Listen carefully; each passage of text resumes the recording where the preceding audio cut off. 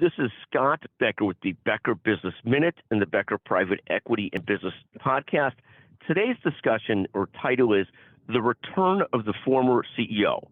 One of the things that's become increasingly popular over the years is the CEO who retires and then comes back to lead the company again, much like The Godfather in the great series or series of movies, The Godfather. The most recent one is Sergio Ermati, which is a name none of us probably know unless you're a banking fanatic and follow UBS that closely. But Sergio Ermati is coming back to lead UBS after having led it through the financial crisis of 2008 as UBS acquires Credit Suisse and takes over that set of assets. Now, schools of thought on the return of the former CEO go in two different directions. One school of thought, which applauds it, says this person knows the business better than anybody else. He or she is the right person. They fit all the qualifications, and it's a low-risk choice because they know the business so well. The other school of thought in this effort is along the lines of this is crony capitalism.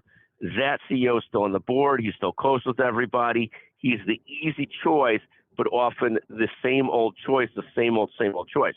There's a great Wharton Business School article on the issue of the return of the former CEO. We see it in droves in American business. Bob Iger recently returned to Disney, and it's always a great question. Is he returning for his own ego, or is he returning because he's really the right person for the job?